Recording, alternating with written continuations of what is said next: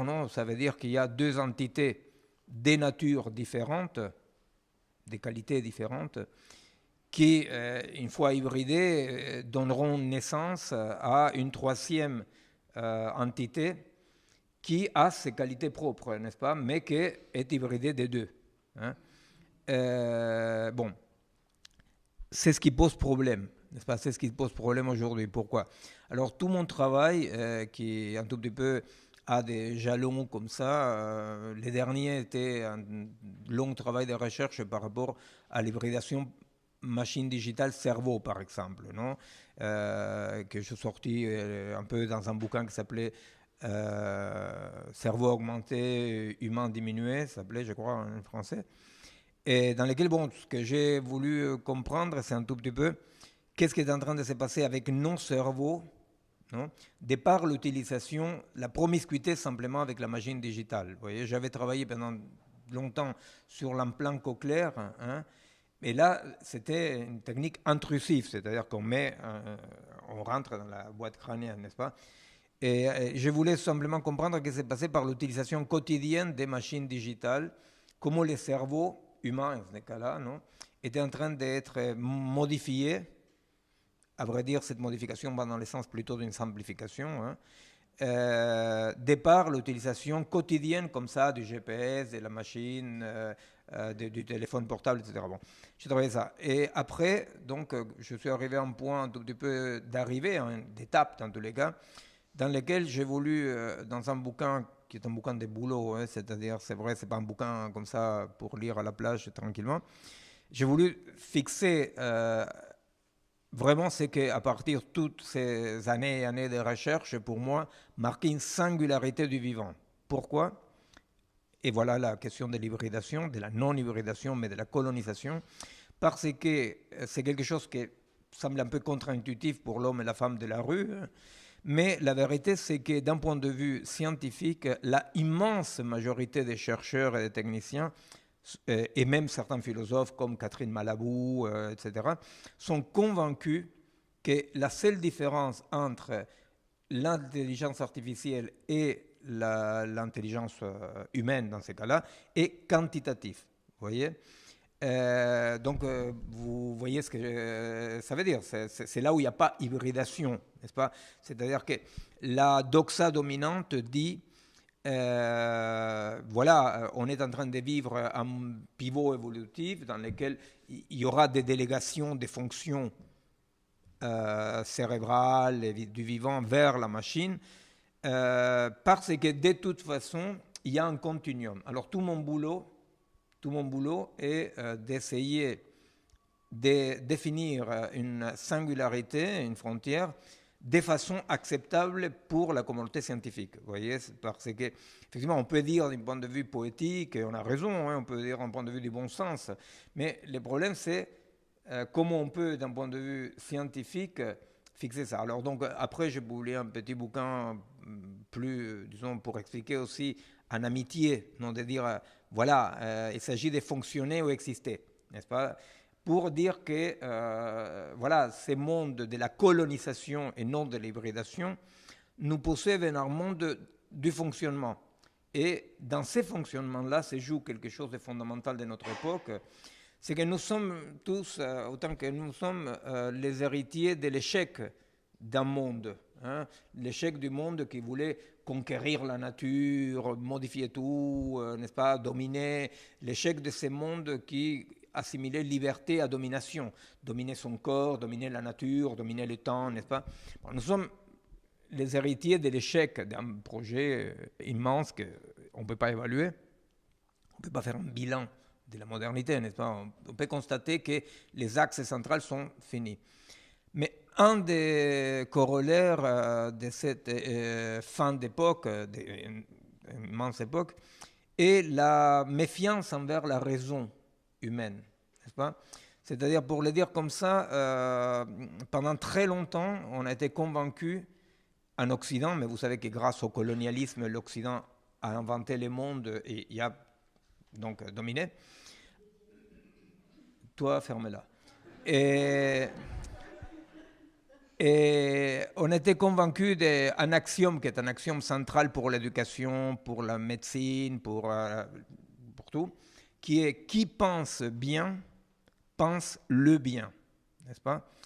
Et or, on s'est rendu compte très très malheureusement pendant la Deuxième Guerre mondiale, avec le stalinisme, avec d'autres expériences comme ça, on s'est rendu compte qu'on pouvait penser bien, on pouvait bien utiliser la raison pour penser le mal, n'est-ce pas? Donc c'est ça la grosse, de mon point de vue, ça c'est un des gros axes du deuil impossible de notre civilisation, parce que nous on faisait confiance qu'à la raison, n'est-ce pas? C'est-à-dire, la raison devait pouvoir nous sauver. N'est-ce pas? Et le problème, c'est que voilà, c'était comme une sorte d'échec de cette promesse qui, bien entendu, de mon point de vue, est une utilisation déraisonnable de la raison. Hein.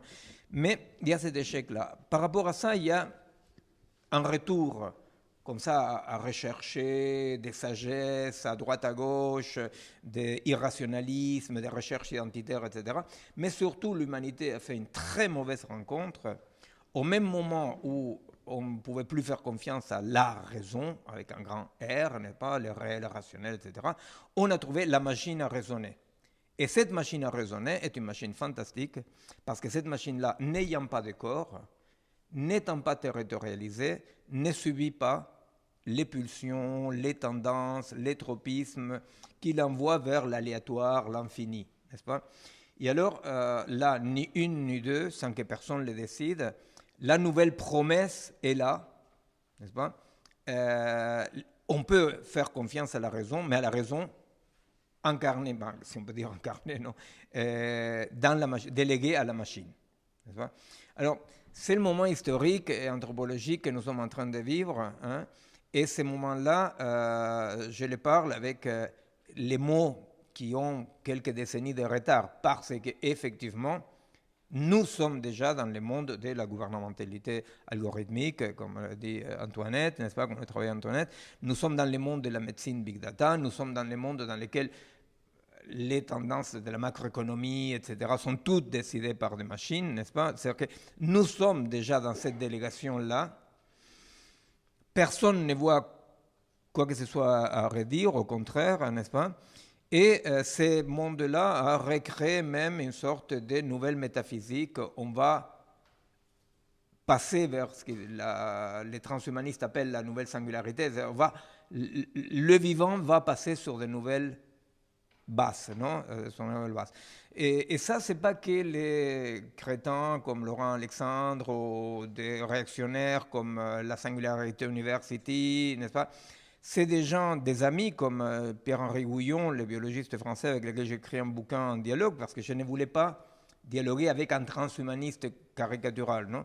Et Pierre-Henri, par exemple, dans le bouquin qu'on a fait de dialogue, lui, il dit l'ADN est un code qui peut circuler sur un support neutre autre et être reproduit ailleurs. N'est-ce pas? C'est-à-dire que, vous voyez, c'est-à-dire que la base, c'est ça. Tout est information. Ce qui apparaît comme matériel n'est pas autre chose qu'un mode de l'information. Tout est information. Et donc, le monde déterritorialisé, exactement comme dans les promesses monothéistes, délivrer des corps, hein, la vie va passer sur autre forme. Bon, très bien. Alors, la question aujourd'hui, c'est que, bon, moi je suis absolument convaincu que cette déterritorialisation, cette dérégulation du vivant, cet éloignement de la vie, hein, c'est-à-dire organique, hein, est un danger terrible. Alors ces dangers-là, il peut avoir plusieurs visages. C'est le visage horrible chez moi en Argentine, au Brésil, ces immenses quantités de terrains OGM, n'est-ce pas, qui considèrent effectivement que je peux modéliser un génome, que je peux modéliser aussi la Terre. Et vous savez, on parle beaucoup des OGM par rapport à ce qu'ils sont dangereux, pas dangereux, mais vous savez qu'est-ce qui a tué déjà les OGM? Ils ont tué la Terre. La Terre est un organisme vivant qui effectivement est la première victime immédiate presque de l'utilisation des glyphosates et ce type de choses. Vous savez, la Terre est un produit organique. Hein. La Terre, c'est le caca des vers de terre. C'est-à-dire, la Terre est un produit organique. Dans chaque comme ça, poignée de terre, il y a des milliards de micro-organismes qu'effectivement, on dit, avec cela ne tienne, on va voir quelles sont les fonctions de la Terre, je les modélise et je refertilise la Terre. Pas. Alors effectivement, on est dans un moment dans lequel il y a une éducation des compétences, on appelle des neuroscientistes pour expliquer que comme le cerveau est une machine sans différence qualitative avec l'ordinateur, je peux éduquer en pensant au circuit. Bon bref, on est dans un moment dans lequel le projet de Jean-Pierre Changeux, qui était le projet historique dans lequel il avait dit on est en mesure d'abolir la frontière entre le mental et le neural. Vous voyez, le mental étant je sais pas, la subjectivité, l'esprit, la culture, je ne sais rien, les affects, n'est-ce pas? Alors il dit tout ça, on peut le congédier pour passer au circuit intégré, n'est-ce pas? Bon. Alors, nous sommes convaincus de ça, et moi je suis de ma part, et on est une minorité malheureusement, convaincu que le projet, pour le dire comme on le dit de façon moins science-fiction, les projets post-organiques, qui est le projet de la recherche aujourd'hui, n'est-ce pas? C'est-à-dire comment on peut vaincre la résistance de l'organisme, non? Est un projet hautement réactionnaire. Il n'y a rien de plus réactionnaire que ça.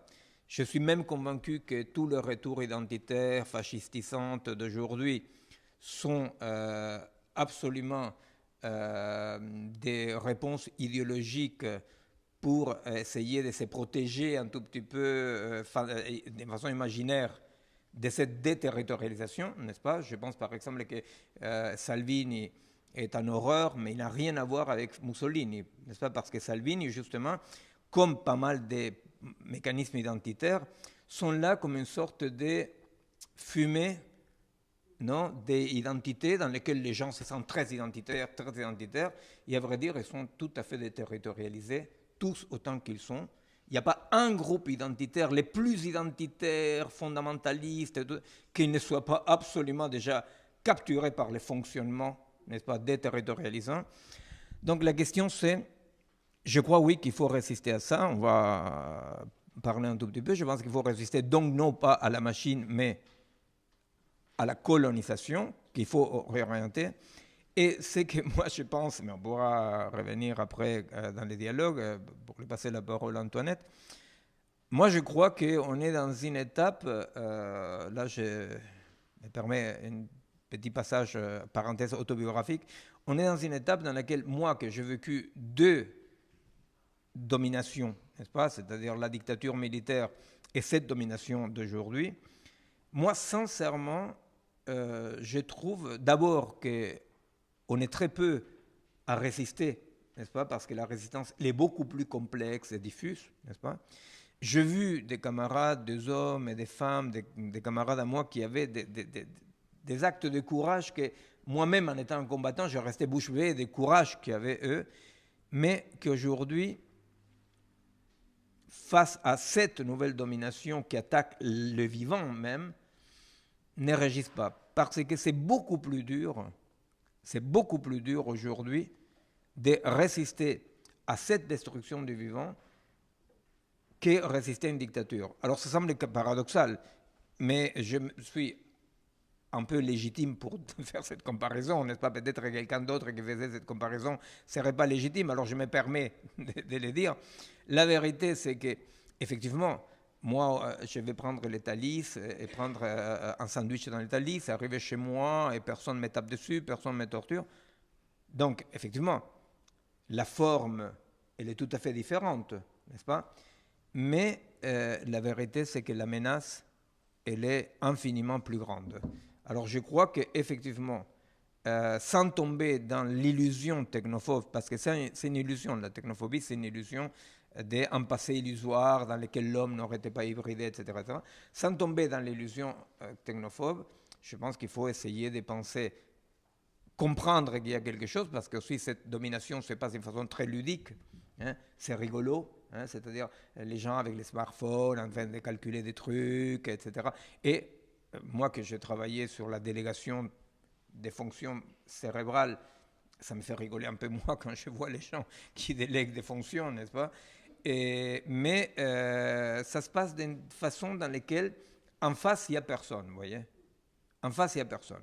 Il n'y a pas des méchants dictateurs en uniforme qui vous oppriment.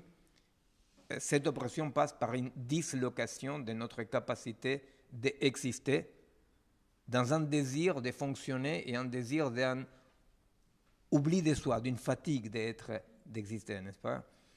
Voilà, c'est un tout petit peu une introduction de la problématique pour te passer la parole et après...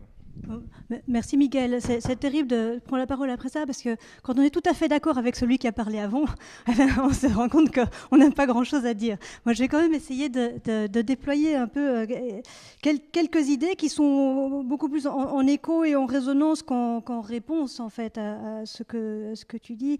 C'est vrai que par exemple, cette idée de la production de la vie comme flux continu de données, c'est effectivement ce à quoi on a affaire aujourd'hui, et ce désintérêt pour l'organisme qui est en fait une fascination pour l'immunité, je pense. C'est Frédéric Néra qui écrivait que en fait les deux maux dont meurent aujourd'hui les sociétés, c'est d'une part la croyance en l'indemne qui nous permet de tout détruire, et cette idée qu'en fait on peut produire la vie comme flux numérique. Les flux numériques, ils sont indemnes, eux. Ils ne vont pas souffrir du réchauffement climatique. Donc la production de la vie comme espace numérique indemne, mais qui nous permet de tout détruire, parce qu'en fait, du coup, ça nous permet de ne plus avoir à gouverner ce qu'on aurait à gouverner, c'est-à-dire le sol qui nous héberge, la terre, etc., les organismes qui souffrent, etc. Les flux numériques, ils ne connaissent pas la souffrance, l'altération, l'épuisement des ressources, tout ce genre de trucs-là. Ils ne connaissent pas le mode de gouvernement de la société sur le mode du trading à haute fréquence, parce que c'est ça que la gouvernementalité algorithmique est en train de mettre en place. C'est une manière, si vous voulez, de nous précipiter dans le mur tout en dépensant l'avenir. C'est-à-dire dépenser, dans les deux sens du terme, dépenser, c'est-à-dire nous dispenser de penser, et dépenser au sens d'épuiser. Épuiser par avance pour satisfaire des appétits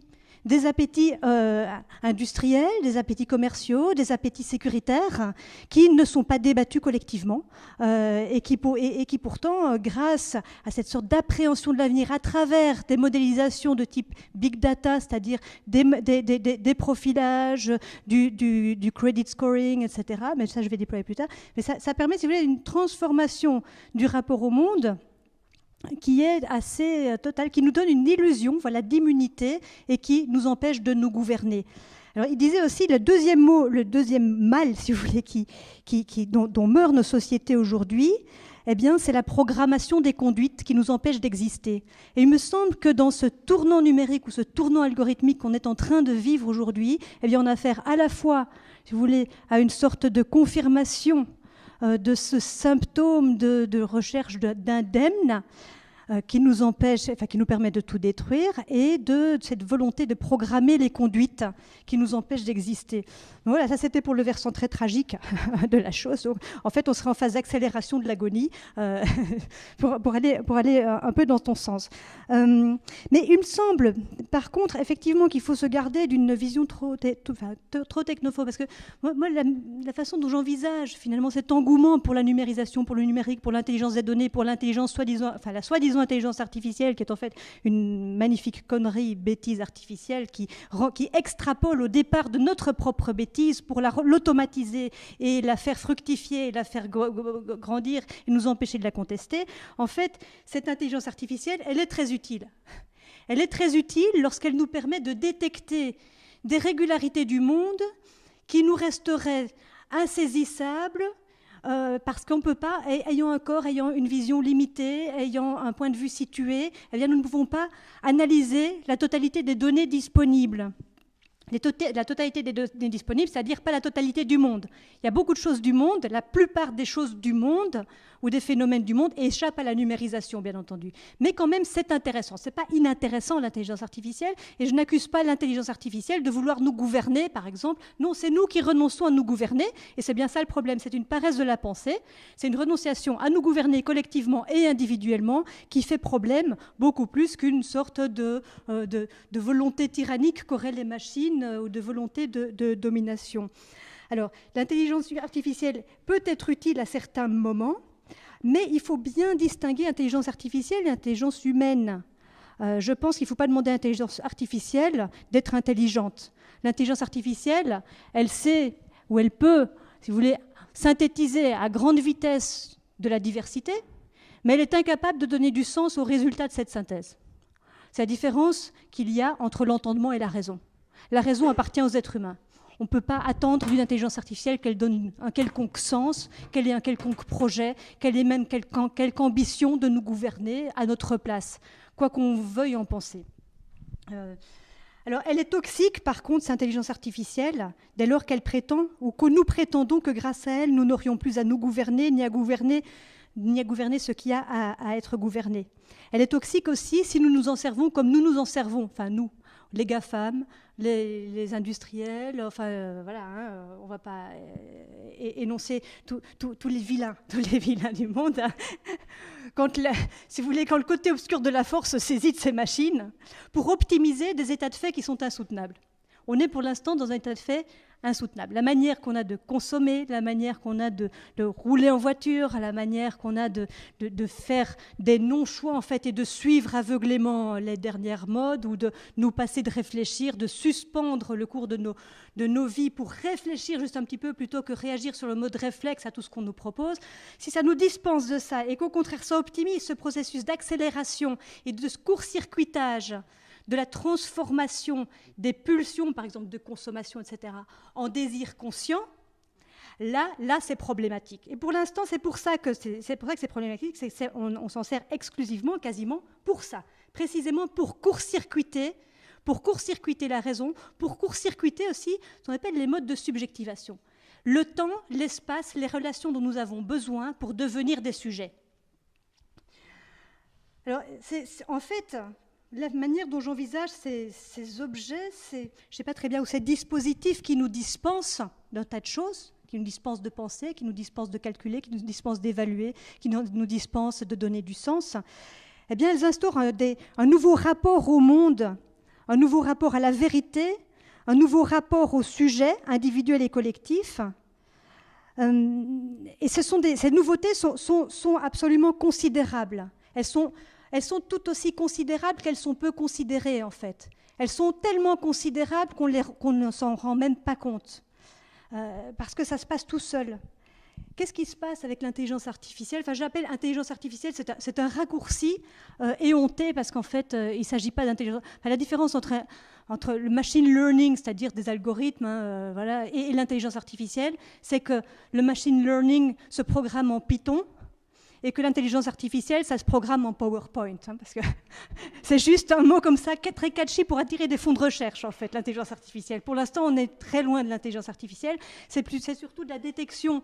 C'est de la détection de corrélation, donc c'est de la statistique, en gros, de la détection de corrélation dans des quantités massives de données, et avec des dispositifs qui sont apprenants, c'est-à-dire qui peuvent, par eux-mêmes, si vous voulez, faire évoluer les métriques, qui peuvent par eux-mêmes faire évoluer leurs propres algorithmes. Et c'est ça ces machines sont apprenantes, si vous voulez. Mais c'est tout ce qu'elles ont d'intelligent. Elles sont apprenantes, c'est-à-dire qu'on peut les entraîner à détecter ce qu'on veut qu'elles détectent. Mais bon, qu'est-ce que ça change à notre rationalité et en quoi quand même, et ça c'est quand même quelque chose d'intéressant, cette intelligence artificielle est une provocation pour la rationalité occidentale. C'est une provocation qui peut être bienvenue si, comme Foucault disait, il arrive des moments dans la vie où se demander si on ne pourrait pas penser autrement que ce qu'on pense est une nécessité pour pouvoir continuer à penser. Donc, en un sens, ça peut être aussi émancipateur. Vous voyez, c'est un bouleversement qui est intéressant. Mais ce que ça change, c'est premièrement, ça substitue la détection de signaux tout à fait insignifiants, seulement quantifiable mais insignifiant, substitue la détection de signaux à la reconnaissance des formes. Donc, c'est une première manière suivant laquelle ça échappe à notre entendement. Nous n'avons l'habitude d'avoir rapport au monde qu'à travers nos prédispositions à y reconnaître des formes. C'est précisément de ça que nous ne voulons plus. Nous ne voulons plus avoir accès au monde à travers des formes, qu'elles soient des formes symboliques, les formes institutionnelles, les formes politiques, même la forme langagière. Le langage est perçu comme une sorte de tyrannie du signifiant dont nous ne voulons plus. Le langage, si vous voulez, c'est quelque chose dont on hérite. Bon, ben, le langage, on peut dire qu'on est dedans, mais on hérite. Donc c'est déjà très hétéronome. Ça s'impose à nous. Si vous voulez, le langage, c'est ce qui nous sépare de nous-mêmes et qui nous relie aux autres. Mais de ça, on ne veut plus non plus. On veut vraiment être plongé dans une sorte c'est une sorte de refus de toute hétéronomie, y compris langagière. C'est pour ça que c'est tellement séduisant, cette idée de passer d'une civilisation du signe interprétable et du texte vers une civilisation du pur signal et de l'algorithme. Ça donne cette idée qu'en fait, on pourrait avoir accès au monde d'une manière qui soit émancipée du joug de la représentation, du joug du langage, du joug des idéologies, du joug des normes délibérées et qui ne sont jamais suffisamment adéquates, du joug même des catégories a priori. Nous avons aujourd'hui une sorte de haine de la moyenne. Nous détestons aujourd'hui qu'on s'adresse à nous comme faisant partie d'une catégorie ou comme étant plus ou moins proche ou éloigné de la moyenne des gens. Nous voulons que chacun être reconnu comme absolument unique, absolument individuel, unique, indescriptiblement unique, au point que quand vous voyez les publicités d'IBM pour le Smarter Marketing, ils appellent ça comme ça, ils vous disent « on va enfin vous mettre au centre, mettre le consommateur au centre ». Et enfin, on se sent vachement reconnu dans ce qu'on a d'absolument singulier.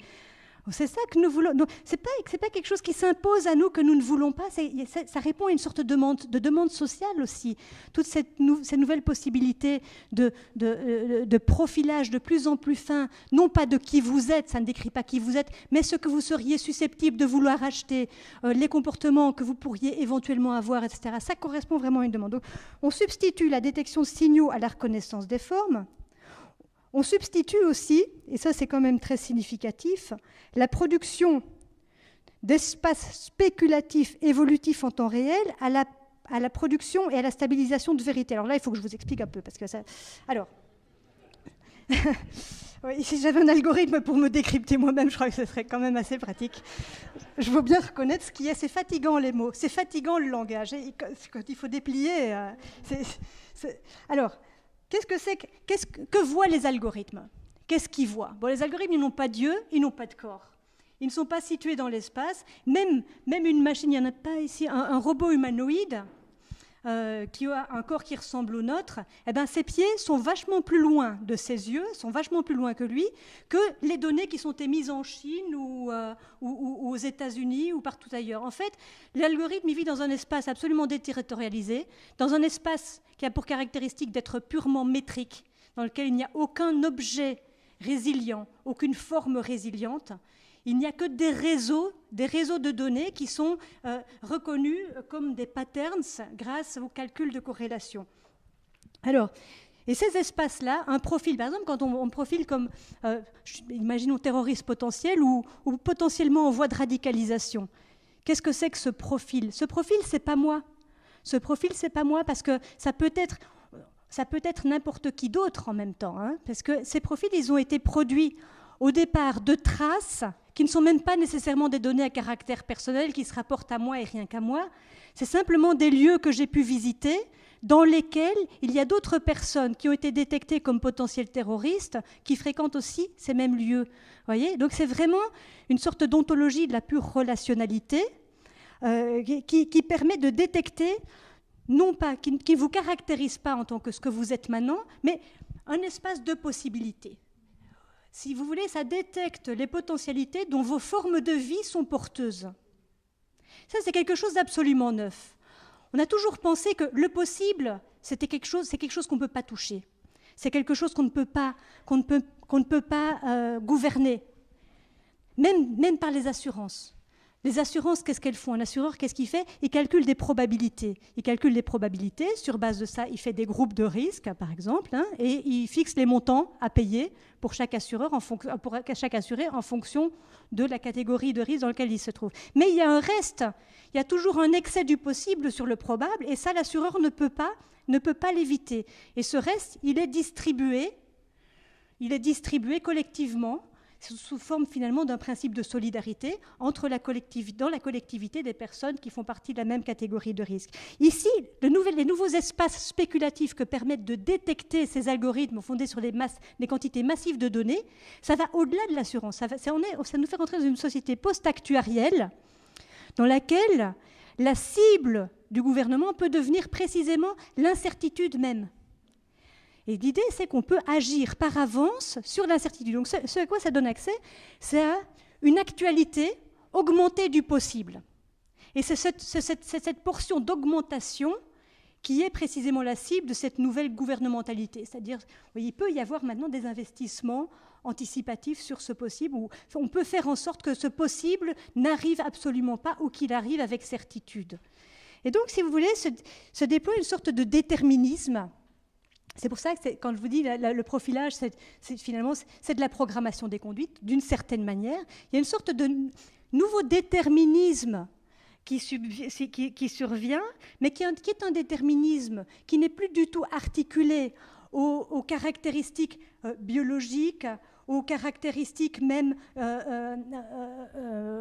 aux caractéristiques personnelles des individus, à leur trajectoire de vie, etc. Mais c'est un déterminisme qui est articulé simplement aux liens, à la force des liens statistiques qui relient des éléments tout à fait infrapersonnels de votre forme de vie avec d'autres éléments de formes de vie qui correspondent à des profils qui ont été établis par ailleurs de terroristes potentiels que vous n'avez peut-être jamais rencontrés ou de potentiels acheteurs de tel type de livres sur Internet que vous n'avez jamais rencontrés, etc. Donc c'est une nouvelle, si vous voulez, une nouvelle normativité, une nouvelle forme de normativité qu'on peine à nommer, qui est éminemment, qui a des caractéristiques épidémiques. C'est-à-dire, par exemple, le risque de défaut de paiement aujourd'hui, va dépendre beaucoup plus du type de supermarché que vous fréquentez ou des séries Netflix que vous regardez que du fait que vous avez toujours payé vos factures ou que vous avez un emploi à durée indéterminée. Et donc, si vous voulez, c'est par promiscuité numérique avec d'autres formes de vie qu'on va vous assigner un niveau de risque, un score de risque, etc. Donc, si vous voulez, voilà. Donc, c'est pour ça que je dis production d'espaces spéculatifs, évolutifs en temps réel. Donc, ça évolue. Votre score de risque, par exemple, va évoluer, non pas en fonction de ce que vous faites, mais en fonction de métriques qui sont mobiles et qui évoluent en fonction des comportements de tous les autres. Donc, ça, c'est quelque chose de tout à fait nouveau. Troisièmement, à la stabilisation de vérité, ne fût-ce que temporairement, se substitue l'apprentissage continu. C'est-à-dire qu'on ne va plus chercher du tout, et d'ailleurs, quelles sont les ambitions, quelles sont les ambitions épistémiques de ces nouvelles machines apprenantes? Ce n'est pas de découvrir le réel, ce n'est pas de dire quelque chose du monde réel, du tout. En fait, elles produisent des modélisations qui ne sont ni vraies ni fausses, qui sont juste suffisamment fiables pour justifier des stratégies d'action. Déploiement de forces de police dans certains lieux en particulier, en prévision d'événements qui sont prédits par la machine, ou refus d'un prêt à une personne aussi sur base de ce genre de profil, etc. Donc c'est juste ça. Donc c'est ni vrai ni faux. Et donc, comme c'est ni vrai ni faux, comme ça n'a pas de prétention à la vérité, c'est très difficile de mettre ces dispositifs à l'épreuve. Parce que d'une part, elles ne désignent que des espaces spéculatifs qui se situent dans l'avenir, et l'avenir, c'est personne. En plus, ces nouvelles catégorisations, ces profils de risque, si vous voulez, et c'est pour ça que ça paraît d'autant plus objectif d'ailleurs, ça ne se superpose pas du tout à aucune catégorisation socialement éprouvée. Ça ne vise pas particulièrement les Noirs, pas particulièrement les femmes, pas particulièrement les religieux, etc. Non, c'est pour ça que c'est très objectif. Ça passe à travers, si vous voulez. Ça passe à travers toutes les formes de vie reconnaissables, ça passe à travers toutes les cosmétiques subjectives, peu importe comment vous vous comportez, parce que ça repère des petits patterns, des choses insignifiantes, des indices qu'on ne penserait même pas qu'ils soient reliés causalement à quoi que ce soit. Donc finalement, ce que ça induit, c'est pas un rapport au monde, c'est un non-rapport au monde. C'est un non-rapport au monde dans la mesure, d'une part, où ça nous dispense d'avoir à faire rapport de nos comportements, puisque ça nous prédit. Par exemple, si vous aviez des systèmes qui détectent par avance le risque que vous enfreigniez une loi, eh bien, il n'y aurait plus besoin de juge. Par avance, on ne vous arrêterait pas nécessairement, mais on va faire en sorte que, par exemple, de jouer sur votre environnement physique ou informationnel de manière à ce que vous n'ayez même plus l'intention, que vous puissiez même plus envisager la désobéissance. Et donc, s'il n'y a plus de juge, s'il n'y a plus de loi, vous n'avez plus à faire rapport de vos propres comportements. Et donc, il n'y a plus non plus de possibilité de remettre en question cette normativité. Il n'y a plus de possibilité d'expliquer pourquoi, en fait, ce profil n'était pas le vôtre et que vous auriez pu être profilé autrement, etc. C'est pour ça que moi, je défends la jurisprudence, en fait. Enfin, je suis juriste au départ, donc j'essaie de ramer pour revenir vers le droit. Mais je défends un peu contre vents et marées le droit et la jurisprudence, parce que la prudence du juge, la jurisprudence, cet espace de comparution du procès judiciaire, eh bien, c'est l'endroit où on peut devenir sujet dans un flux de données, enfin dans un monde de données. C'est un moment où on a à rendre compte de soi-même, et c'est bien dans ce rendre compte de soi-même, au-delà du vrai et du faux, qu'on fait du contre-profilage. Quand on évoque nos motivations, qu'est-ce que c'est qu'un motif ? Un motif, le motif d'une action, ce n'est pas l'explication factuelle et adéquate de ce qui s'est produit. Peut-être que, voilà, je ne sais pas, j'ai tapé sur mon voisin, je n'avais pas l'intention de le faire, c'est une pulsion, c'était immaîtrisable, ce type m'énerve, je l'ai tapé, je ne sais pas pourquoi je l'ai fait. Mais ça, c'est inexplicable devant un juge. Donc je vais inventer un truc, sans que je le sache ou non finalement, hein. J'invente du faux, du vrai, peu importe, je raconte une histoire, une fabulation qui va m'engager à devenir le sujet qui, effectivement, se reconnaît dans ses actes et les motive de cette façon-là. Vous voyez, et ça, c'est précisément faire du contre-profilage. Mais aujourd'hui, ce dont on ne veut plus précisément, c'est cette représentation, cette a posteriori. On voudrait vivre dans un monde de temps réel, dans l'immanence des données. Et c'est vrai qu'il y a là, je pense, à opposer une sorte de métaphysique de la pure présence numérique, avec une sorte de métaphysique juridique de l'absence, du retard, du rendre compte après coup, du recours. Imaginez, on pense aujourd'hui remplacer par exemple les juges par des robots. Ce sont des projets qui sont dans les pipelines pour l'instant et qui recueillent d'ailleurs dans le monde juridique un certain engouement. C'est authentique. Parce qu'on pense qu'effectivement, le juge il décide, mais s'il est mal luné, s'il s'est disputé avec sa femme ou si elle s'est disputée avec son mari, la juge ou le juge va être mal luné, il ne va pas accorder les dommages et intérêts d'un montant suffisant ou il va exiger trop, etc. Donc il y a cette subjectivité du juge. On se dit, remplaçons le juge par des robots. Ce sera quand même beaucoup plus objectif. Surtout, par exemple, dans certains pays africains dans lesquels la corruption des magistrats est un phénomène endémique. On se dit, on va remplacer les juges africains par des robots. Au moins, on ne pourra pas les acheter, ils seront incorruptibles, etc. Le problème, c'est évidemment que les machines apprennent au départ de ce qu'on leur introduit. Or, comment va-t-on entraîner ces machines, robots ? Eh bien, en leur faisant bouffer la jurisprudence qui a été rendue par les juges corrompus avant eux. Donc, vous voyez, quand je dis c'est de la bêtise artificielle, c'est un peu ça. Donc, c'est aussi bête que nous. Bon, j'accélère un petit peu. Alors, cela dit, pour sauver les machines, non pas elles se sauvent bien elles-mêmes, cet abandon du monde de la représentation et donc du projet subjectif pour entrer dans celui du programme où la conception qui s'impose du temps, c'est celle du crédit. C'est aussi une fantasmagorie d'un réalisme intégral, immédiat, où le politique deviendrait un archaïsme projectif, car il n'y aurait plus de dominé, puisque toute la matière ne serait plus que signaux. Plus de dominé, plus de dominant, il n'y a plus que des signaux. Et donc, ce à quoi on a affaire, c'est une sorte de destitution destitution de toute extériorité du numérique, c'est une sorte de clôture du numérique sur lui-même, une destitution de toute extériorité, de tout dehors, de toute hétéronomie donc, et qui se manifeste d'ailleurs par un dédain pour l'explication et pour la causalité.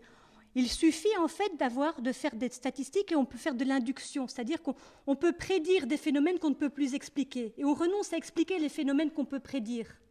Ça, c'est la grâce de la statistique. Et pourquoi ce dédain pour l'explication et pour la causalité est aussi un indice donc, de cette clôture sur la pure immanence? Eh bien, c'est parce que l'explication ou la causalité, elle vient toujours de l'extériorité. Elle ne peut jamais venir que de nous. C'est une catégorie de la connaissance et non de l'être, la causalité et l'explication. Alors, on pourrait se dire, mais finalement, c'est quand même pas mal. C'est quand même pas mal, même tout ça. Bon, alors, c'est vrai que tout ce qui disparaît, c'est l'hétéronomie, éventuellement la connaissance, la représentation, la causalité, la référentialité. Mais bon, ben ça, c'est peut-être des... Est-ce qu'on est à être nostalgique de tout ça? Est-ce que c'est si grave? Franchement, est-ce qu'on n'est pas là avec des catégories du passé? Est-ce que c'est pas des préoccupations de vieux cons, hein? Parce que je discute de ça avec des étudiants, franchement, ils ne sont pas très inquiets. Ils pensent que toutes ces catégories-là, elles sont héritées du passé, c'est que nous, on a des mauvaises habitudes, et puis on va s'habituer, et puis l'espèce humaine va s'adapter, n'est-ce pas? C'est le discours qu'on entend. Alors, qu'est-ce qui est grave? Alors, on pourrait se dire que, eh bien non, c'est émancipateur. Enfin, on aurait accès à un monde qui ferait droit aux composantes sémiotiques qui seraient pré- ou non linguistiques. Enfin, le non linguistique aurait voix au chapitre. Parce qu'après tout, le langage, c'est un tri incroyable. C'est un filtrage du réel qui empêche ce qui n'est pas transmissible sous forme de langage d'avoir voix à la parole. Or, les données numériques non langagières, enfin, elles peuvent faire parler le monde dans sa totalité. Est-ce que c'est quand même pas formidable ?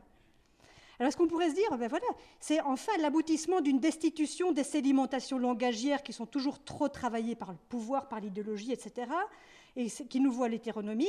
C'est un renversement vraiment attendu de longue date de la tyrannie du signifiant par le tsunami de données qui seraient enfin des sources authentiques qui n'auraient plus besoin d'être interprétées et mal interprétées par les juges.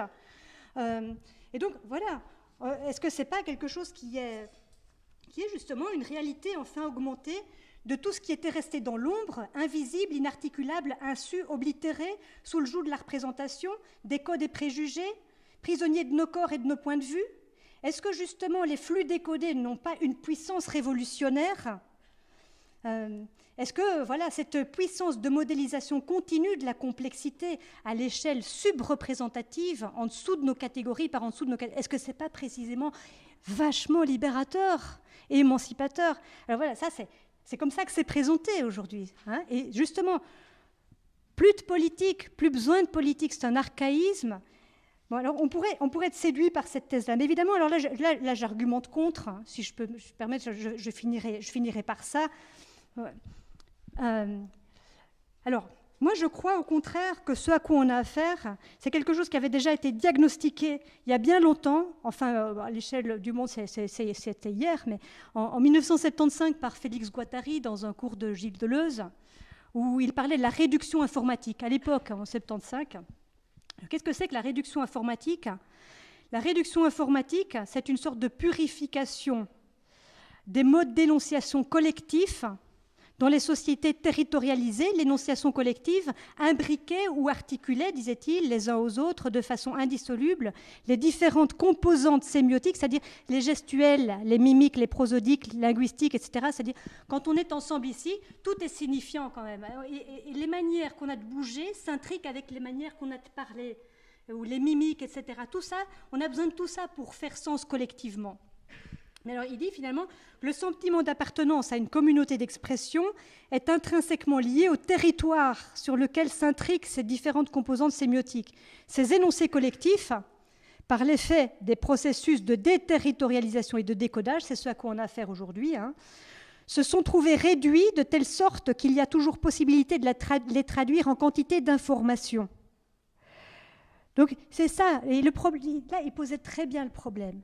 Il y a effectivement des territorialisations, mais dès qu'il y a déterritorialisation, c'est-à-dire neutralisation des signaux par rapport à tout ce bagage idéologique, langagier, etc., dès qu'il y a ça, Le problème, c'est qu'on perd la référentialité, c'est-à-dire qu'on perd ce référent collectif qui nous permet de comprendre le monde et de nous comprendre les uns les autres. Donc, c'est vrai qu'on a une tendance aujourd'hui à se dire, mais ça va, les algorithmes, du moment qu'on les rend transparents, parce que c'est des boîtes noires et c'est ça qui nous gêne, on va les rendre transparents, explicables. Bon, si pas explicables, au moins interprétables. Allez, si pas interprétables, mais on trouve toujours des mots pour dire voilà, qu'on va rendre ça transparent et que donc tout ira bien. Parce que ce qui pose problème, c'est que c'est trop opaque. On dit, mais le problème, c'est que ces exigences de transparence et d'explicabilité ou d'interprétabilité sont absolument insuffisants. Sont insuffisants pourquoi ? Parce qu'ils sont incapables de ramener ce référent collectif perdu. Les données, elles sont rendues amnésiques de leur contexte de production, elles sont anonymisées, elles sont décontextualisées, elles sont fragmentées, et donc elles sont incapables de faire du collectif. Donc, on parle d'intelligence collective, par exemple, moi je pense que c'est quand même une sacrée fumisterie, quoi. Parce qu'une intelligence collective qui est déterritorialisée, qui est sortie de son contexte organique, terrestre, etc., qui peut encore comprendre ça ? On a des corps et on comprend aussi avec le corps. Donc voilà, je pense que c'est plutôt un effondrement. Alors, qu'est-ce qu'il faut faire par rapport à ça ? Je vais un peu vite parce que là je pense que je prends beaucoup trop de temps. Qu'est-ce qu'il faut ? Je pense qu'il faut renoncer à cette utopie ou cette plutôt dystopie de la juste mesure, d'une juste mesure qui serait donnée par une très haute définition, en fait. On est pris dans une passion pour la haute définition. On ne veut plus voir les formes, on veut voir en dessous des formes, au pixel près. On est absorbé par ça. C'est ça que voient les machines, en fait. Elles peuvent voir au pixel près, passer à travers les catégories, etc. Or, nous, en tant qu'êtres humains, je pense, nous n'existons pas hors des formes. Nous n'existons pas hors des formes que nous nous donnons, des formes de vie, des cosmétiques subjectives, ces façons qu'on a de s'éditer soi-même, de rendre compte de soi-même, etc. Donc il faut, je pense, renoncer à cette haute définition. Mais ça implique ça de sortir de l'hyper-individualisme, parce que ce qui nous pousse à vouloir cette haute définition, c'est justement cette haine de la catégorie, cette volonté d'être personnalisé, d'avoir des offres personnalisées, etc. Et donc, ou des interactions administratives hyper-personnalisées, etc. Donc, il faut sortir de cet individualisme, y compris en droit d'ailleurs, parce que sinon, j'ai pensé un peu, finalement, ce fétiche de l'individu libre est tellement libre qu'il est même reconnu dans son unicité, etc., et reconnu à l'échelle de ses pulsions. C'est précisément ce qui nourrit cette demande pour la personnalisation, et en même temps, et c'est tout à fait paradoxal, c'est ce qui aussi est le socle de notre indignation face aux perspectives de surveillance de masse. Mais on n'a pas l'un sans l'autre. Sans surveillance de masse, la personnalisation, c'est fini. Donc c'est plein de paradoxes. Et c'est vrai que si on met en avant aussi IBM, etc., et toutes les GAFAM mettent en avant l'individu qui met en avant, c'est un individu qui n'a pas pu s'individuer. C'est un simple amas de pulsions susceptibles de réagir sur le mode réflexe aux stimuli numériques qui vont essayer de le faire acheter, de le faire consommer, de le faire aller à tel endroit, lui faire poster plus de données personnelles, etc. Donc, vous voyez, là, il y a quelque chose qui est complètement fou. Et donc, je pense que ce n'est pas le libéralisme. Finalement, cet hyper-individualisme, cet engouement des big data qui est un symptôme d'hyper-individualisme, ce n'est pas un prolongement du libéralisme, parce que justement, il fait la promotion de l'individu en tant que pur fétiche sans consistance, inoffensif, absolument informe. C'est un non-sujet, décomposé en fragments infra-individuels et agit sur le mode pulsionnel. Donc voilà, je pense que la seule solution, elle est politique. Il n'y a pas de négativité interne à cette gouvernementalité algorithmique. On ne va pas compter sur les machines pour solutionner ce problème. Je pense qu'on a besoin d'espacement, d'espace et de temps, c'est-à-dire de renoncer à produire un monde aux joints étanches. Et voilà, et c'est tragique, on doit se réconcilier avec cette sorte de tragédie qui est la nôtre, on est en fait on doit se frotter au conflit. Il n'y a pas de solution. Hein. Et qu'il n'y ait pas de solution, ce n'est pas une mauvaise nouvelle. Et je voulais juste, avant de passer la parole, dire 4 phrases par rapport à ce que tu viens de dire.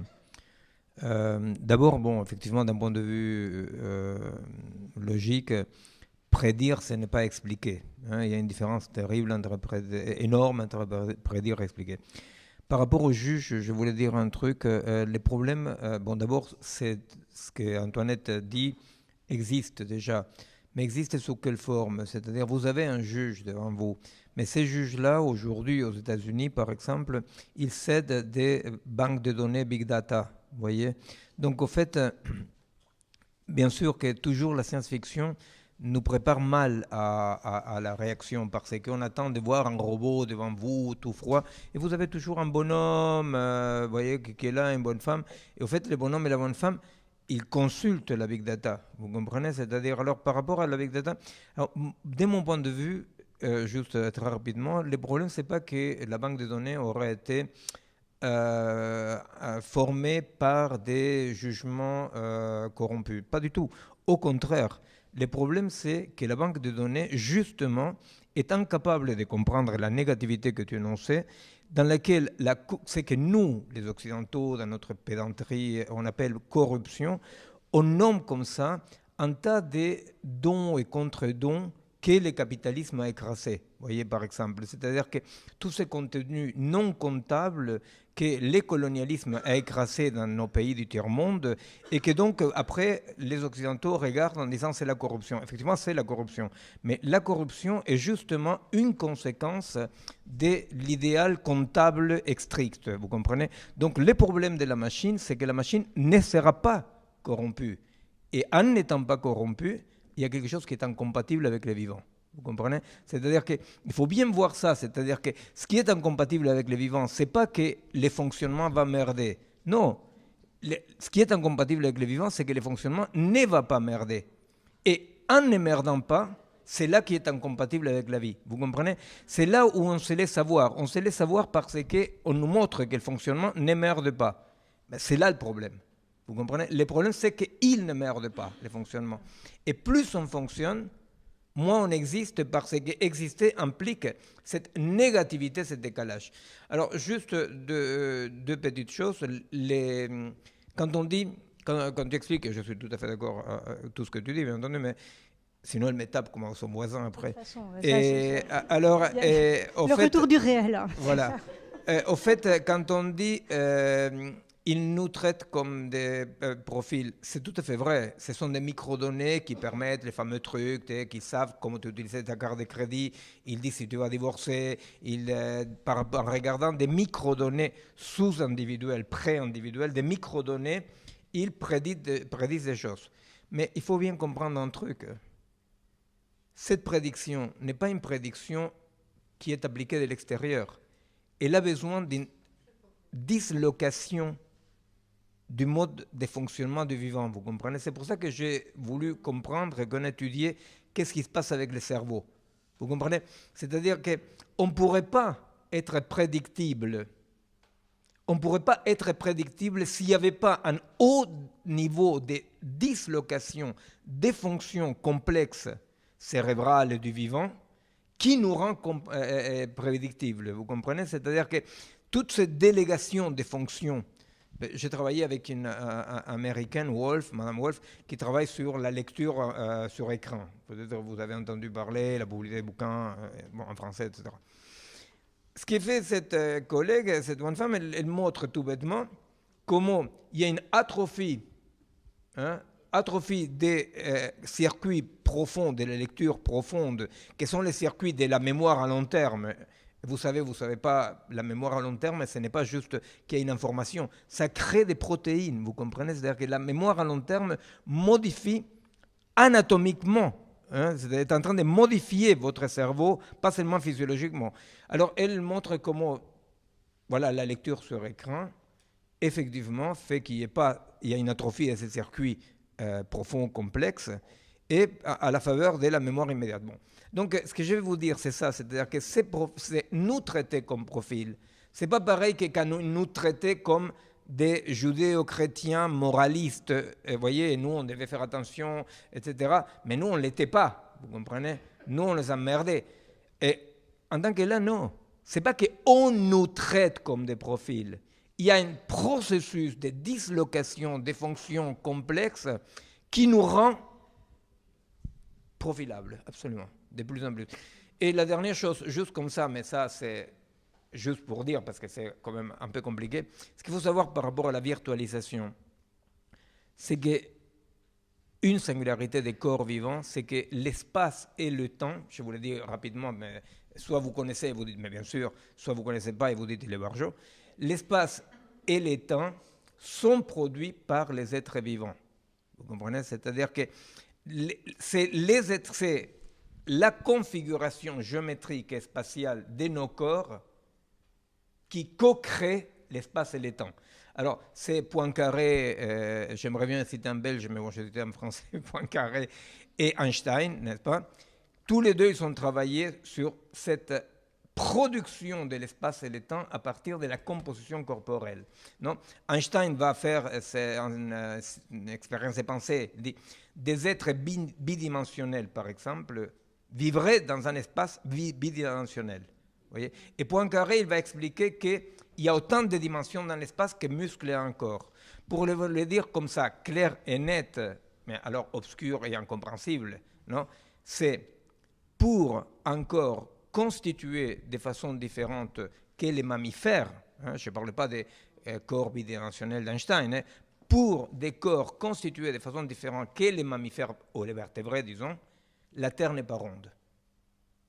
Ah, c'est incroyable, n'est-ce pas? C'est-à-dire, eh bien non, parce que la rondeur de la Terre est quelque chose qui est co-créé, n'est-ce pas? Et si vous mettez, par exemple, une araignée dans une capsule spatiale, à côté, alors l'astronaute regarde la Terre, ah, elle est ronde, elle est belle, elle est bleue. L'araignée regarde une masse un polyèdre irrégulière, plutôt gélatineux, voyez, qui peut-être est lié juste à la Lune. Vous savez comment vous pouvez faire la preuve? Eh bien, vous savez, dans les atomes, non, dans un atome, la distance entre les noyaux et l'électron les plus proches, il est plus grand ou similaire de la Terre au Soleil, n'est-ce pas? Or, pour nous, c'est solide. C'est la même chose par rapport à l'espace, vous comprenez? C'est-à-dire, les distances, la solidité, la densité des corps à voir avec nos corps. Donc, le monde de la machine est un monde sans espace et sans temps. Alors la question, ce n'est pas si c'est bien ou c'est mal. La question, c'est que si nous ne sommes pas capables d'étudier et de comprendre la différence, la singularité, tout ce qui se passe, c'est que c'est un monde non viable. Non viable. Un tout petit exemple par rapport à la temporalité. En bas de la Concagua, que c'est la montagne la plus grande de l'Argentine, 5000 et quelques mètres, en bas de la Concagua et en haut de la Concagua, une minute ne dure pas la même quantité de temps.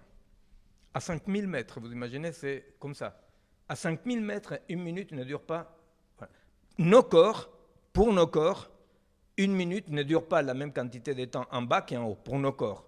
Pour la machine, oui.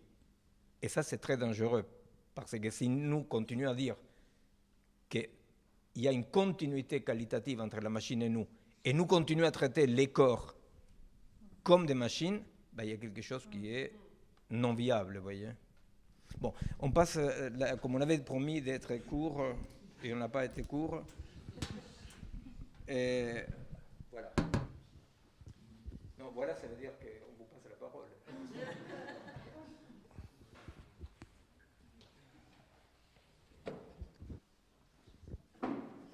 Bah merci, c'était pas trop un dialogue, mais on va essayer de continuer.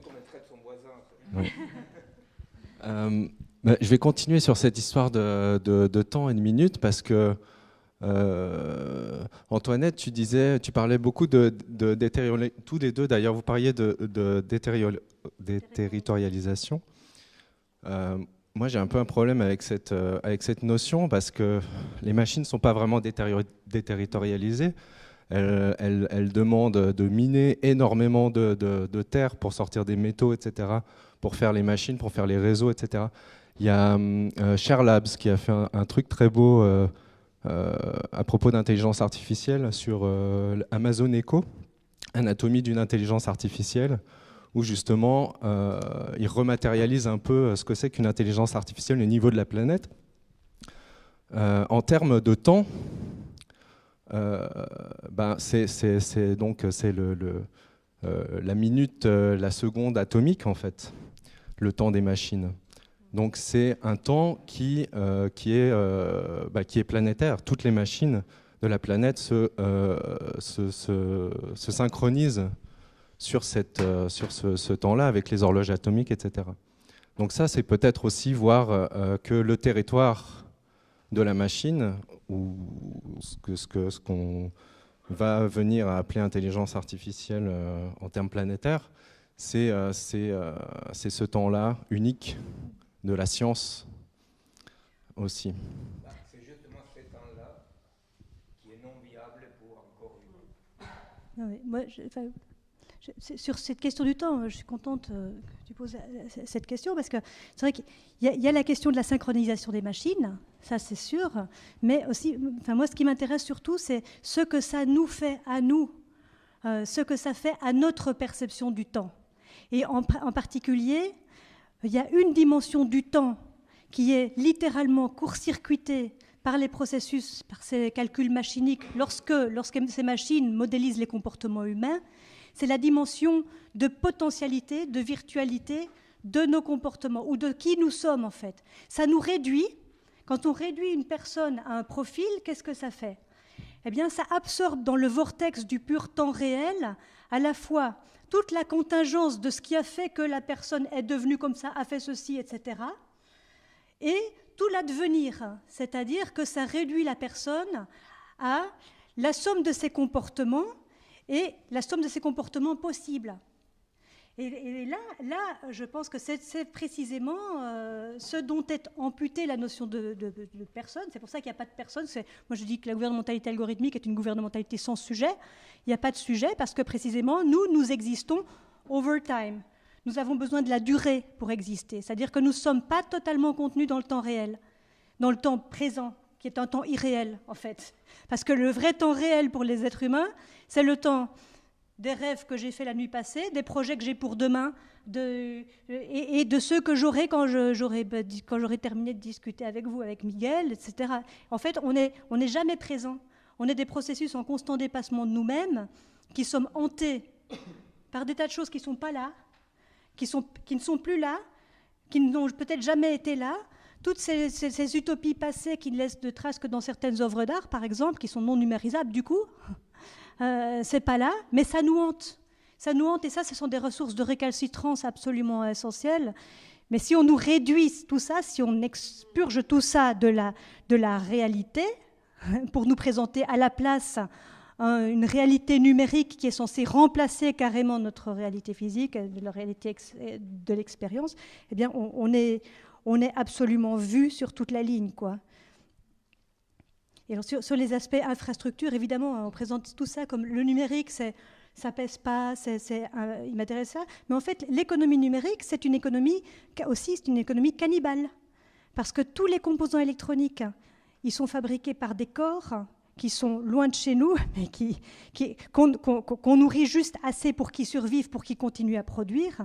Donc en fait, on mange de la chair. Hein. Chaque fois qu'on tape une requête sur Internet, on bouffe de la chair humaine, hein, ça c'est sûr. Oui, moi, c'était le sens de mon intervention, je me permets de prolonger, qui va dans le sens de la critique de l'intelligence artificielle tout à l'heure, c'est que je trouvais votre introduction extrêmement fataliste. Hein, vous dites, voilà, c'est là, hein, de toute façon le monde digital il est là, et on peut juste espérer un peu s'hybrider avec lui plutôt que se faire complètement coloniser. Pour moi, c'est complètement fataliste. Et toute autre option serait de la nostalgie primitiviste ou nostalgie du paysan. Non, mais c'est à peu près ce que vous avez dit, quoi. Il y a Cuba en 89, l'URSS implose, s'effondre. Cuba vivait sous perfusion des flux industriels. Hop, ils ont converti tout le pays à la permaculture, au bio, à l'attraction animale, à l'apithérapie, l'acupuncture, enfin des trucs qui respectent un peu plus les rythmes biologiques que le monde digital est le produit d'un monde, le résultat d'un monde qui respecte absolument pas les rythmes biologiques. Hein, vous êtes au courant, je vous l'explique pas. Donc on ne peut pas baser un projet émancipateur sur un monde tel que celui-là. Vous êtes d'accord ?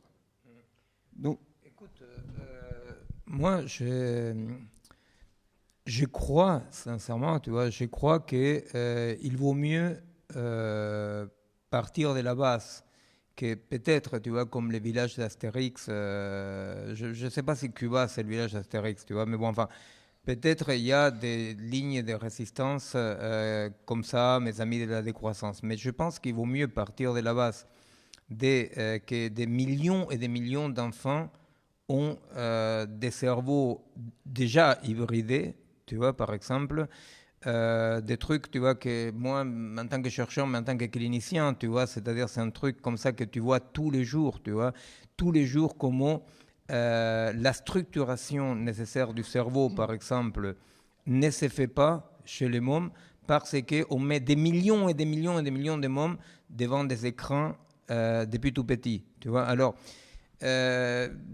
moi, je pense quand même qu'il vaut mieux, d'un point de vue d'une stratégie de résistance, tenir compte de l'avancée du mal.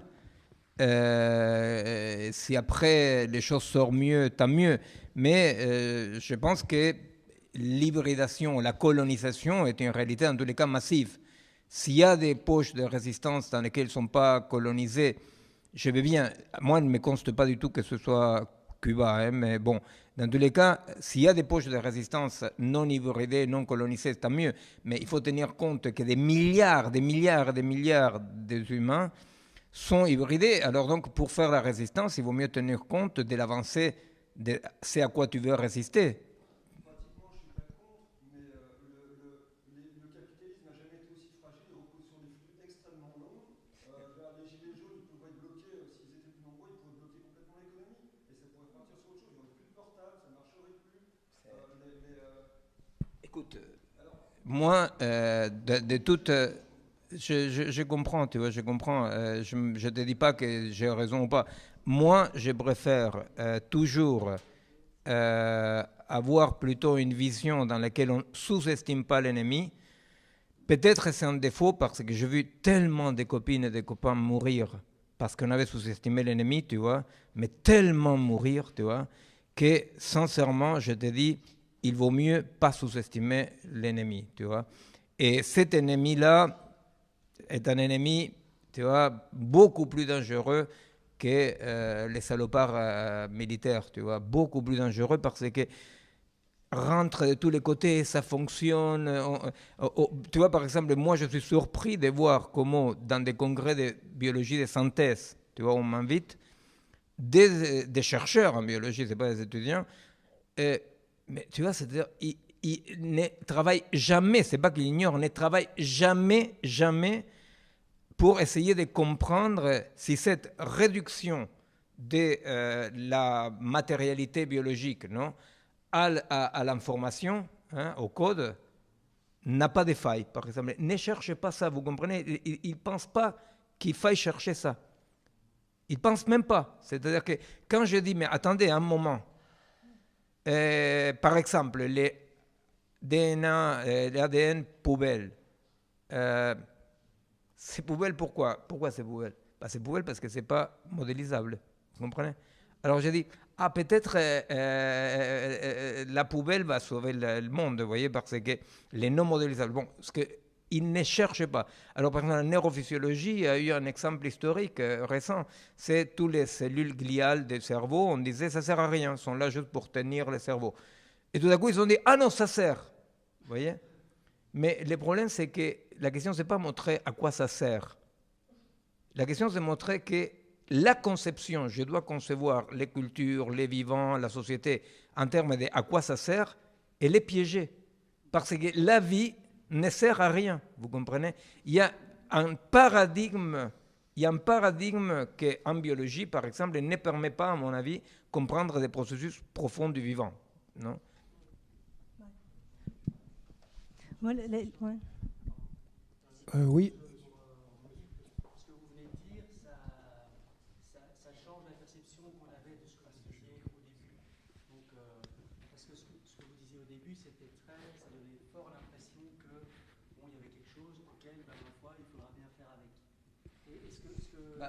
C'est Dieu.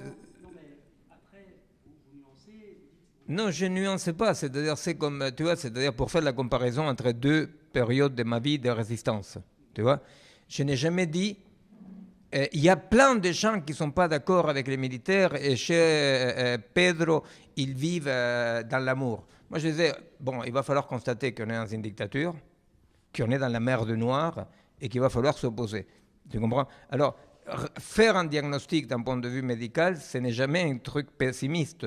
Tu comprends? C'est-à-dire, il vaut mieux faire le diagnostic parce que sinon, tu ne peux pas t'opposer.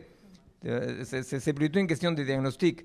Alors, mais mieux comme ça que quand vous le disiez au début, ça ressemblait à quelque chose un peu du genre, bah, ma foi, la modernité, elle est là, et il faut quand même lui accorder des concessions, etc. Non, des concessions, non, je ne vais pas concéder. Vraiment, il ne faut pas concéder quoi que ce soit.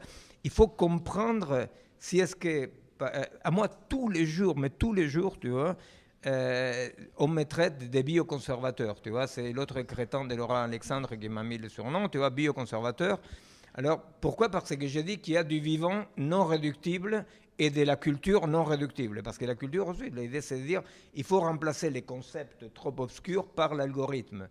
Alors, moi je trouve, tu vois, ici, soyons conscients, on est une arche minoritarissime, tu vois. Et la grande majorité des gens ne se posent pas la question est-ce qu'on est en train d'écraser quelque chose, tu vois.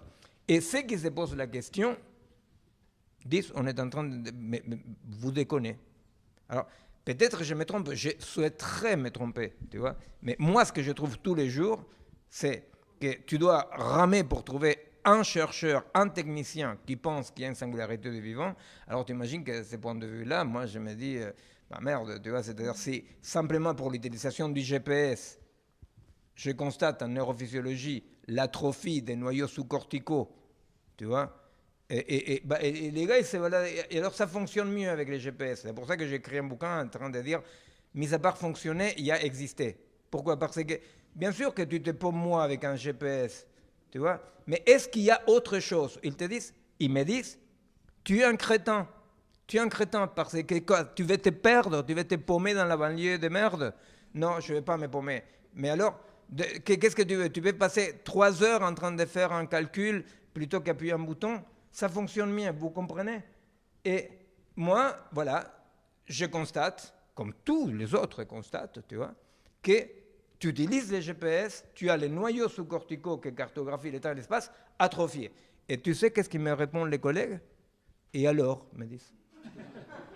Parce que c'est ça, vous comprenez? Ils disent, et alors, dorénavant, l'humain va déléguer les fonctions. Ça, c'est l'état dominant actuel.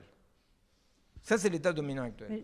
Il y a aussi, il me semble que cette question renvoie aussi à une sorte d'aversion. Auparavant, on pensait finalement que l'organisation économique, managériale de la société, cette organisation, on pouvait la changer.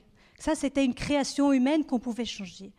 Et que c'était très plastique. Aujourd'hui, ce qui a changé, c'est une inversion, c'est-à-dire que les êtres humains, on a l'idée que les êtres humains sont devenus éminemment plastiques et peuvent s'adapter. Et il y a une sorte d'impératif d'optimisation, d'ailleurs. Il faut s'optimiser pour bien fonctionner dans un système qui, lui, est réputé quasi naturel.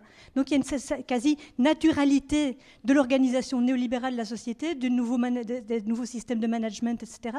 D'ailleurs, quand on étudie un petit peu les discours du nouveau management qui essayent d'adapter les employés au tournant numérique, qu'est-ce qu'on voit? Des tas de termes qui sont les mêmes termes qu'on utilise pour parler des machines. C'est-à-dire les gens doivent devenir agiles, ils doivent désapprendre, réapprendre, etc. Et ce sont des termes de machine learning.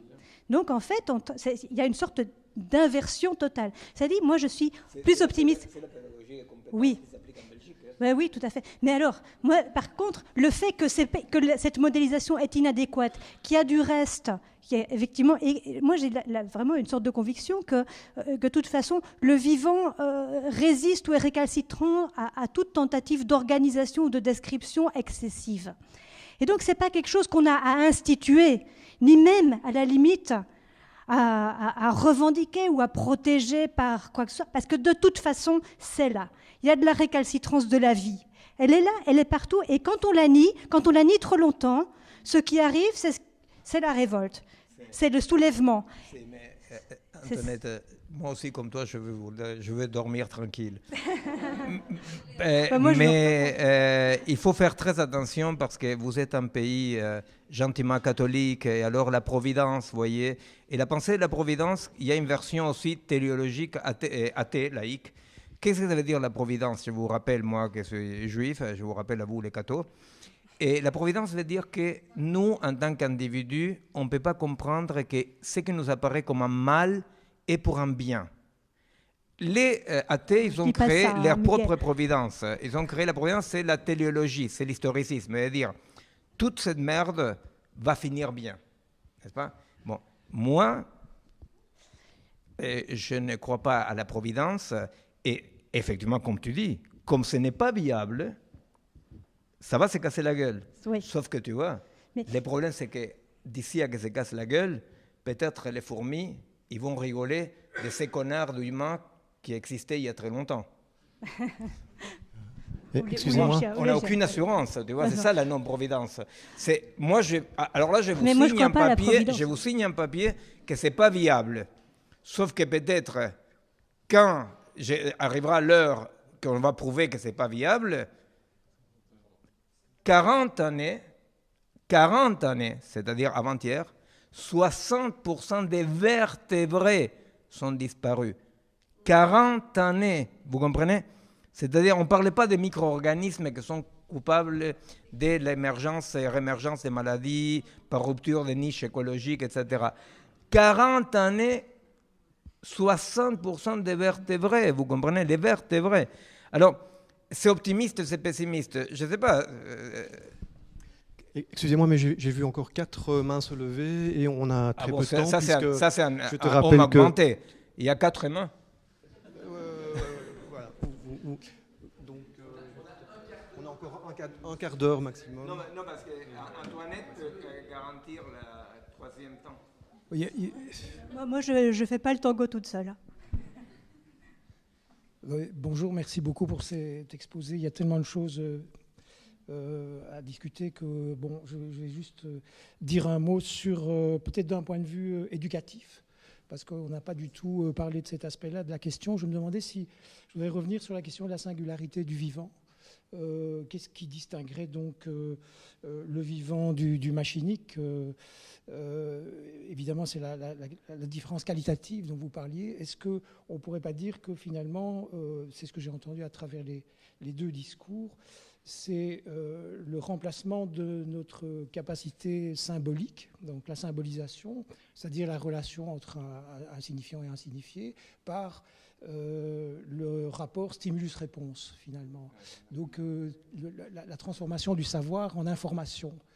Il faut vraiment faire la distinction. C'est ce qu'Antoinette... Alors, du point de vue éducatif, c'est une catastrophe, on le constate constamment dans les écoles, dans les classes. C'est qu'il y a vraiment... moi, j'ai l'impression d'avoir de plus en plus affaire à des cerveaux qui sont des gestionnaires d'informations, mais qui sont plus capables de symbolisation. Et c'est très préoccupant. Alors, est-ce qu'on ne pourrait pas situer sur ce point-là la distinction entre la raison analytique et la raison synthétique, enfin, je ne sais pas comment on peut le dire, parce qu'on rejoint en fait dans ce que vous dites une tradition critique qui remonte aux philosophes, je pense à Heidegger, et même avant Kant, quand on parlait de l'opposition de l'entendement et de la raison.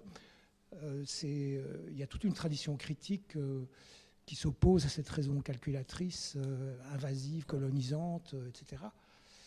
Et donc voilà, mais je voulais marquer que ça se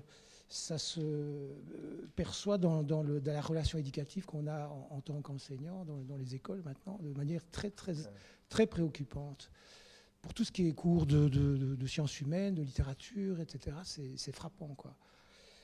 Et donc c'est la disparition du langage, en fait, du langage symbolique. Et puis j'avais une autre question, mais je la donne très très vite comme ça, c'est à propos des arts, de l'art en général, qui va dans le sens des avant-gardes, surtout du XXe siècle, dont on n'a pas parlé, dans le sens d'une lutte contre, d'une destruction de la représentation, de la figuration, de la narrativité, et qui donc épouse quelque part le mouvement de manière paradoxale, qui épouse le mouvement de la désymbolisation auquel on assiste avec le numérique. Donc c'est assez curieux parce que les arts sont censés être une activité de résistance, mais de ce point de vue-là, il y a comme un paradoxe qui pourrait faire l'objet d'une réflexion, je ne sais pas. Là, je pose la question en l'air comme ça. Je réponds très rapidement. Bon, par rapport à la pédagogie, il y a un bouquin très bon qu'écrit Angélique Delray, qui s'appelle La pédagogie des compétences, l'école des compétences, pardon, qui parle exactement de ça.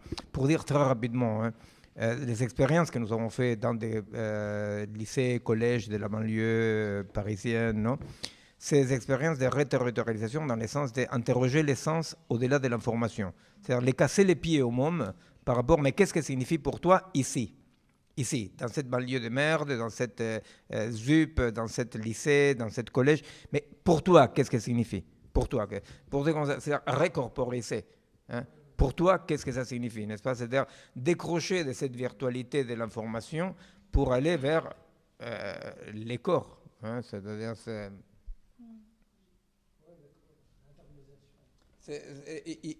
mais c'est une souffrance parce que tu vois, d'un point de vue neurophysiologique et psychiatrique, tous les problèmes de la hyperkinésie, etc., pour manque de dopamine, bon, non, avec quelqu'un donne la ritaline, la vérité c'est qu'une cause de la hyperkinésie des mômes est que ces feedbacks permanents qu'ils ont depuis tout petit avec les écrans font que quand tu les dis, bon, maintenant on va se calmer, on va comprendre quelque chose de lent, provoque, tu vois, une sorte de chute dépressive terrible.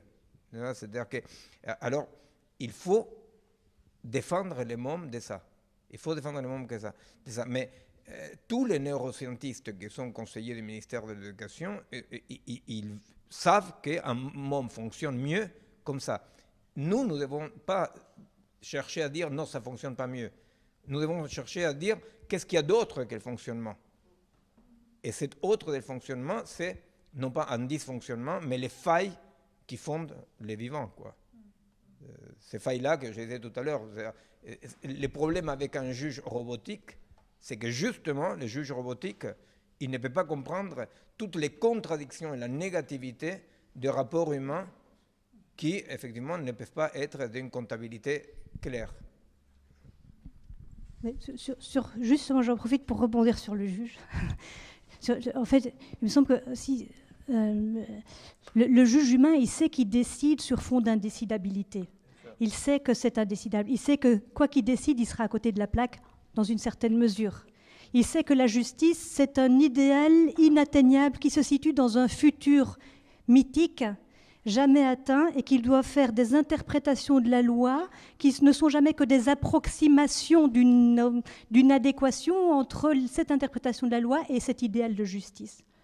Le robot, par contre, lui, il n'analyse que les données qu'il a. Les données qu'il a, c'est les données qui viennent de la jurisprudence échue, de la loi qui existe, etc. Le robot ne peut pas projeter ce qui va décider vers un idéal de justice. Il ne peut pas interpréter. Il ne peut pas interpréter ni la jurisprudence ni la loi. C'est reconnaître des patterns, c'est-à-dire reconnaître des régularités, et c'est tout. Et c'est ça, là, je pense, la distinction fondamentale entre une soi-disant décision robotisée, qui ne sera jamais une décision, qui ne sera que le résultat d'un calcul. C'est-à-dire, la différence entre un juge et une machine à calculer, elle réside exactement là, en ce fait que le juge, tragiquement, a à décider sur fond d'indécidabilité et que sa décision n'est jamais le pur résultat d'un calcul. Et ça, c'est quelque chose qu'on doit accepter comme tel. Et c'est précisément, ça correspond à la faille du vivant, comme tu dis.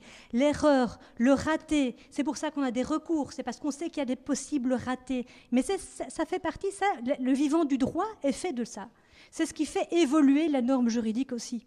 Donc je pense que cette question du vivant, elle traverse pas seulement la biologie, elle traverse aussi nos modes de pensée, nos modes d'organisation sociale, le droit lui-même, le métabolisme juridique. J'ai encore vu une question par là, et je pense que ce sera la... Je vais dire juste un mot. Je vais dire juste un mot par rapport à la résistance, non, justement. Une justice juste est une justice qui obéit à une légalité. Mais la lutte pour la justice, elle doit viser ce qui nous semble légitime dans une situation, qu'elle soit légale ou illégale. Vous voyez ? Et ça, la machine ne peut pas. La machine ne peut pas, à un moment donné, boguer et se centrer sur ce qui, intuitivement, dans une situation donnée, semble légitime. La machine ne pourra qu'être la légalité. Eh bien, nous sommes des êtres de la légitimité. Et on est en train de devenir de plus en plus des êtres de la légalité. Et ça, c'est très dangereux, parce que nous devons défendre ce qui nous semble légitime. Or, c'est légitime dès que tous les métèques qui arrivent, on les accueille et après on voit comment on partage, même si ce n'est pas légal, vous comprenez? Même si dans les calculs, ça ne correspond pas. Alors, c'est ça, c'est cette transgression de la légitimité par rapport à la légalité qui fait une singularité.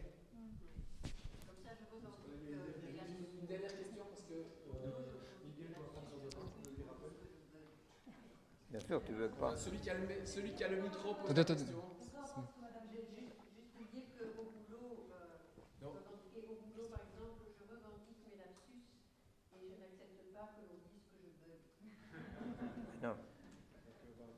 Non, tu existes. C'est parce que tu existes que tu te trompes.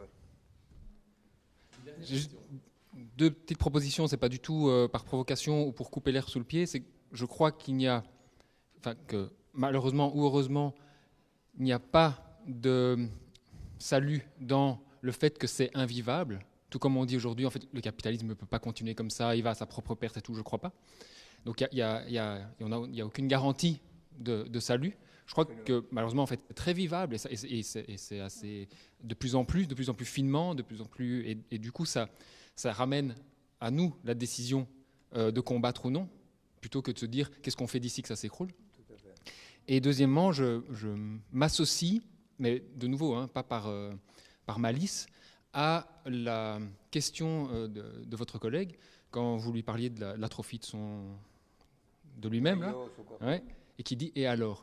Et parce que j'ai l'impression que là non plus, il n'y a pas de salut en essayant d'expliquer en quoi c'est en quoi il y a pas de. Je ne vais pas lui dire j'aime mes pères dans la banlieue. Il dit bon ben voilà, tu es taré quoi. Mais ou pas, j'ai l'impression que je pense pas non plus qu'il y ait l'humanité indemne et puis maintenant des phénomènes qui entraveraient ou qui amoindriraient cette humanité. Je pense qu'en fonction des formes de vie, des localisations justement, il y a des configurations des êtres et non pas juste au niveau du cortex, des configurations existentielles. Et je pense que l'hybridation est une configuration et que quant à savoir si cette configuration nous est hostile, ennemie ou pas, ça reste en fait quelque part une décision. Et c'est juste pour dire, j'ai l'impression qu'il n'y a pas la possibilité de se rattacher à soit des impossibilités ici ou là, mais vraiment des décisions en fait de combattre et quelque part de s'accorder sur les lignes adverses. Et qui est la singularité du vivant, que nous pouvons décider ça. C'est ça la singularité.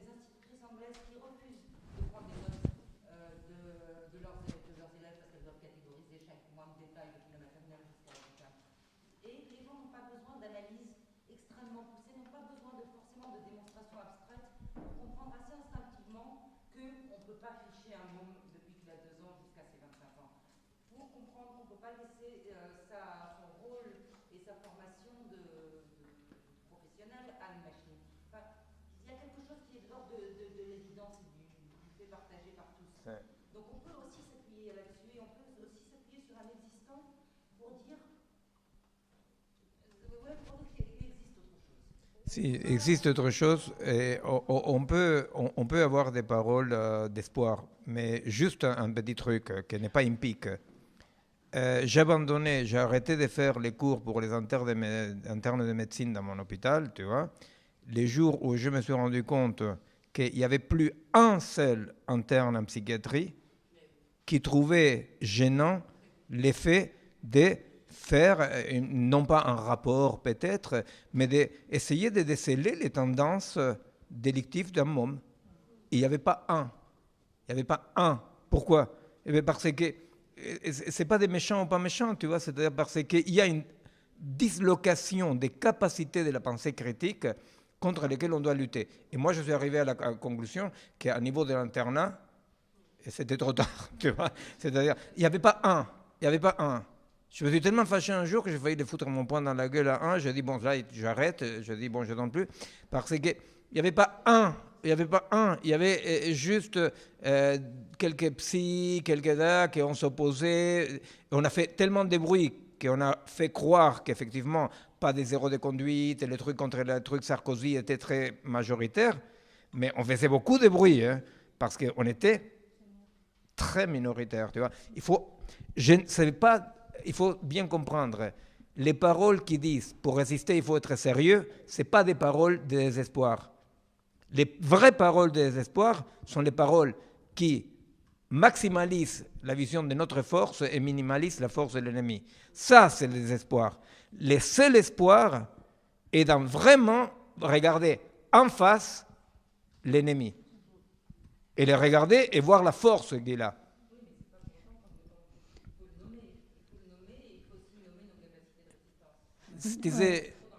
Et trop souvent, nos capacités de résistance, ils sont trop contaminés par nos désirs de résistance. Il faut bien étudier où sont les failles. Et pour cela, je te dis, comme ça, il faut 100 fois plus de courage aujourd'hui pour ne pas être écrasé et dire, bon, qu'est-ce que tu veux, tu vois, que pour lutter contre une dictature. Parce que vraiment, cette bulldozer avance partout. Alors, effectivement, les pédagogues doivent dire par où passe la résistance, les médecins doivent dire, l'ouvrier doit dire, tu vois, chacun doit dire dans sa situation. Mais c'est très, très compliqué. Et la seule façon de résister, c'est pas sous-estimer l'ennemi. Je voulais juste rajouter, dans le domaine de la justice, des juges, par exemple, ou des avocats qui refuseraient d'utiliser ce genre de dispositif de justice prédictive, ils ont les assureurs défense en justice sur le dos. C'est-à-dire qu'on ne va plus les assurer, ce qui veut dire qu'ils ne vont plus pouvoir prendre un certain nombre de cas s'ils ne se soumettent pas à ce diktat de l'optimisation de leur propre action, c'est-à-dire du calcul anticipatif des probabilités de succès de certaines causes par rapport à d'autres. Donc c'est pas... Parfois, il n'y a juste pas de possibilité et il y a beaucoup de mouvements qui convergent vers ça. C'est-à-dire, dès que vous avez des assureurs dans certains métiers, dans les différents métiers, qui rentrent sur scène, il s'en est fini de la marge de manœuvre utilisée ou pas d'utiliser les dispositifs d'optimisation. À part un cadre légal qui interdit aux assureurs de prendre en compte le fait qu'on n'utilise pas d'algorithmes de justice prédictive, Miguel doit nous quitter. Il y a un train.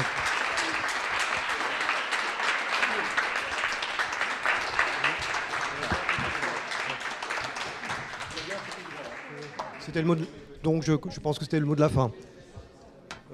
Voilà, bonne soirée. Bonne soirée.